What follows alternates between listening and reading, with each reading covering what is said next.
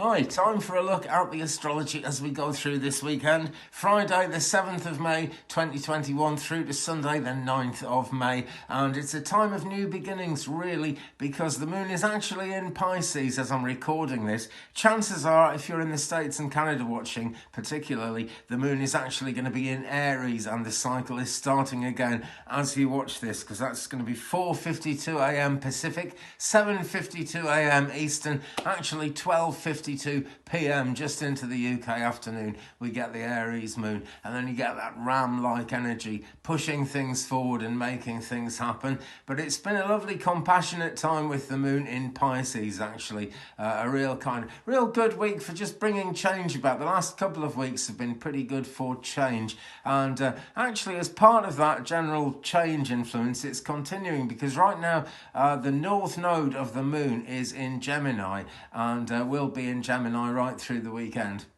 And the north node is all about where you're going, where you're headed. The south node is where you're actually coming from, where you started out. So the journey between the south node and the north node is really the journey of life, and it's incredibly positive if you keep facing your true north like that. So with the north node in Gemini, it's out there, it's optimistic.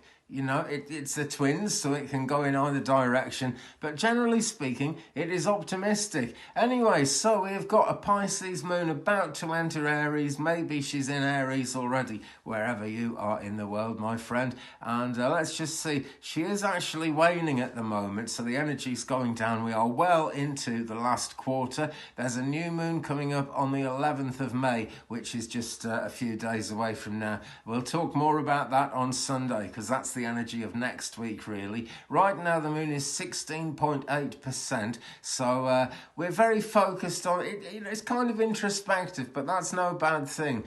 Some people think, you don't want to get too centered on yourself, but actually you've got to, it's the old thing, you can't pour from an empty vessel, can you? You've got to kind of recharge your batteries. So that's where the focus is at the moment. But as the moon moves into Aries, it's time to think about going forward again. Great time for making plans. Not the best time to launch them as far as moon astrology is concerned, because that's really going to be, later next week, because it's not the thing to do to launch your plans on a new moon. The thing to do is wait until 2 or 3 days after new moon, when the moon is visible in the sky again. But we're coming up to new beginnings, the focus is on the future, and that's absolutely wonderful. Let's take a look at what's actually happening right now in astrology. The sun is sextile Neptune, so spiritual reflection, creativity as well, and bring those two things together. Creativity and vision is absolutely, the sky's the limit in terms of what you can achieve and what you can show to the world.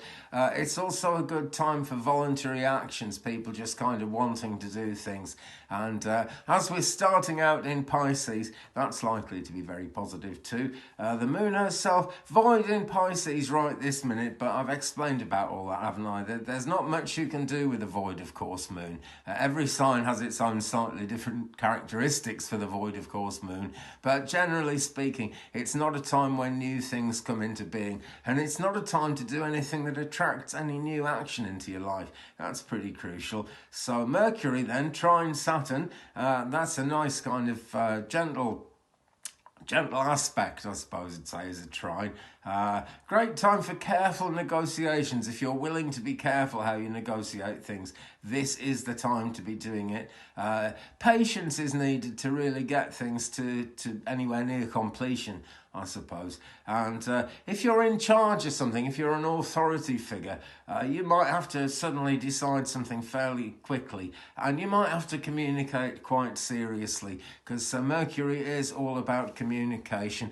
And just a quick word about Mercury Retrograde, actually. It's still a way off. It's, let me see, 1 week today, on the 14th of May, we go into the pre-shadow to Mercury Retrograde, and that actually goes on for a couple of weeks. It's the 29th, Saturday the 29th, right at the end of May, that Mercury Retrograde actually starts, and it goes on through to the 22nd of June, so we're really looking a long way ahead there. So we're nowhere near Mercury Retrograde at the moment, but we've got about a week before Mercury starts slowing down. on its journey through the universe before it stands still on Mercury retrograde station date on the 29th of May and then starts going backwards. That's when we have Mercury retrograde. That's when the complications come into things. So fairly uncomplicated at the moment.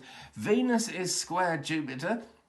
And that can make things get a bit overinflated. You know, a square it's a less easygoing aspect, it really is. So you can get crazy weather going on. Well, we've had plenty of that in the UK. If you watch my other channel, Twig Brother, you will know that I've lost 2 greenhouses in the last week or so to crazy high weather, high winds and stormy weather just going off all over the place. So Venus square Jupiter, that's, you know, that kind of storminess is going on in people's lives, it's going on in people's minds. So it's lucky we've got a lot of positive stuff going on as well. Meetings, weddings, things like that tend to be a bit excessive, and they anything excessive like that is prominent at the moment. That's the bottom line. And we'll look at Mars as well. These are the closest heavenly bodies to the Earth, so they're the ones that make the big differences, you know, and they're the ones that keep changing a lot more often than the more outlying planets. And Mars is sextile Uranus. Okay, time for initiatives, time to break with the past, and that's a great thing to do because the past is old news. We don't really need to bother too much about the past. We keep the lessons, we keep the love, but we don't bother about it. We don't let it be an issue, you know, so that's really quite positive. Future plans are in people's minds, and as we're coming up to that new moon next week, this is a great time, as I said before, for thinking about the future.